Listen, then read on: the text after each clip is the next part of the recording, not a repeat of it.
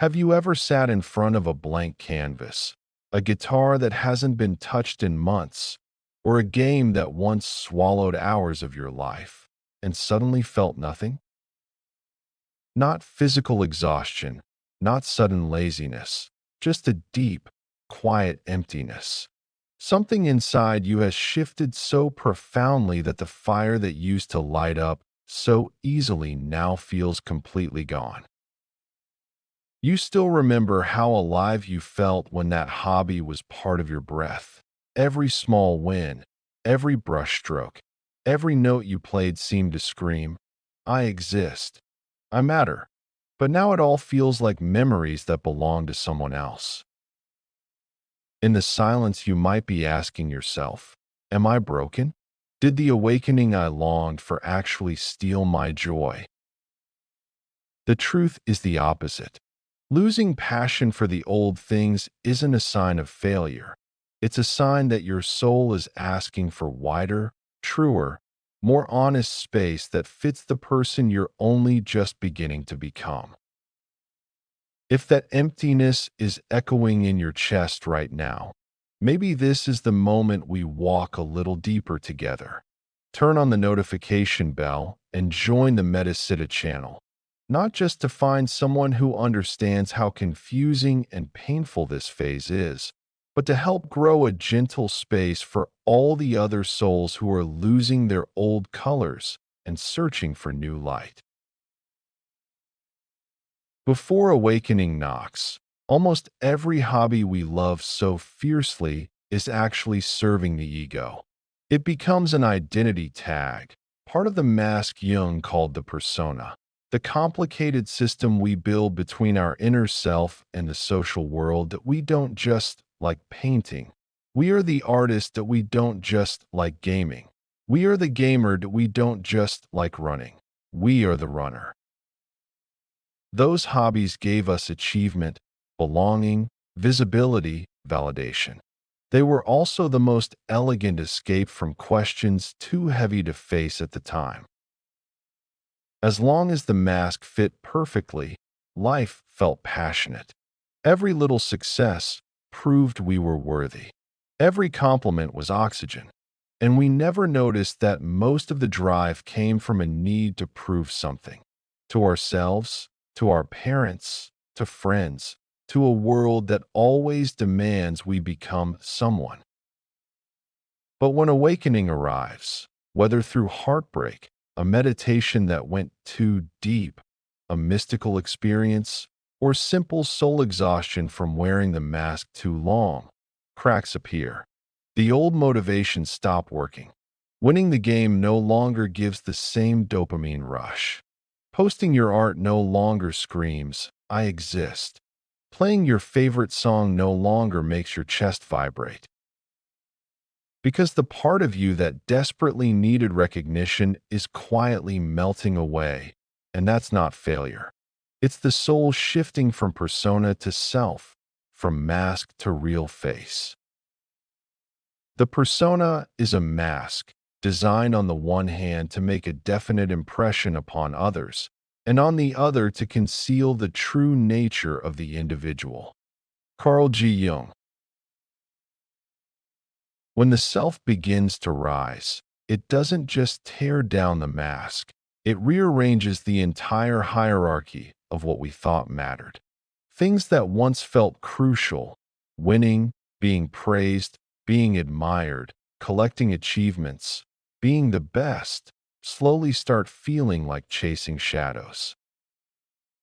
Not because you've turned apathetic or cynical, but because you're touching a bigger reality. True worth no longer depends on what you can prove to the outside world. A painting no longer needs to be seen to feel meaningful. Music no longer needs likes to feel alive. Exercise no longer needs records to feel enough. Suddenly, everything feels like performance, and the newly awakened soul no longer wants to live for applause. You don't need hobbies to prove you exist anymore. You're starting to know, in a fragile new way, that you simply are, no extras required. And when the hunger to be seen fades, the fuel that once powered those hobbies evaporates too. This isn't loss of passion.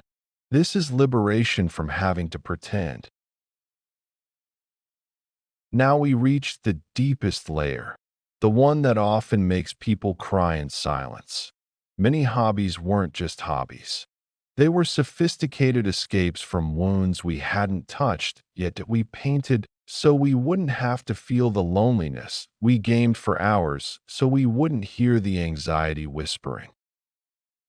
We ran until our feet bled so we wouldn't have to sit with grief that never got permission to speak. On the surface, it looked beautiful, creative, productive, passionate. Underneath, those hobbies were often bandages covering the shadow. When awakening comes, the bandage gets pulled off, not out of cruelty, but because the soul refuses to keep lying to itself. Suddenly, you can't run anymore. Suddenly, you have to sit with the fear, the not enoughness, the unworthiness, the shame you buried so deep. And it feels like the most painful death of the ego. One does not become enlightened by imagining figures of light, but by making the darkness conscious. The latter procedure, however, is disagreeable and therefore not popular. Carl Jung.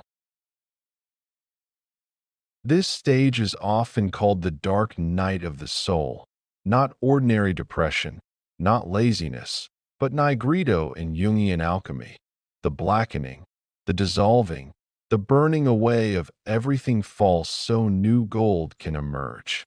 Everything built on ego has to melt first. Every escape has to fail first. Every mask has to fall first, so you can finally meet the self that needs nothing from the outside to feel whole. The emptiness you feel is not punishment. It is sacred space being gently yet firmly cleared. It is silence teaching you that you are not your hobbies, not your achievements, not the roles you've played. You are existence itself, and from there, new passion will be born. Not passion to prove anything, passion to express what has always been inside you from the beginning. Jung never said, force the old hobbies back. He only said, be patient with the emptiness. Let the void be there without rushing to fill it with new activities just to escape again. Try small things without expectation. Journal pages that don't have to be good. Walks in nature with no headphones. Doodles that don't need to become masterpieces. Singing that doesn't need to be recorded. Let the emerging self choose what wants to be expressed. Ask yourself gently, does this nourish the soul or just the tired persona? Trust the process of individuation. Something will return, maybe in a completely new form, maybe as a far deeper version of the old hobby. But this time it won't be born from the need to prove yourself. It will be born from the freedom of being yourself. And that is infinitely more beautiful than any passion you've ever known. Together we've walked through the mystery that terrifies so many. Why the hobbies that once gave us life suddenly feel dead after awakening. From hobbies as ego supports and shadow escapes, to the profound value shift, the dark night of the soul, and Jungian nigredo. This emptiness is not the end of joy. It is liberation from illusion, a clearing of space so new passion born from the self, not the persona, can grow freely, authentically, and fully alive. Emptiness is not a curse. It is the gentlest invitation to come home, to the house that has always been inside you.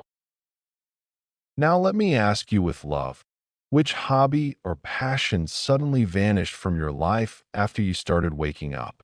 And in the middle of that emptiness, what is starting to whisper that it wants to be born, even if it's still faint, still fragile?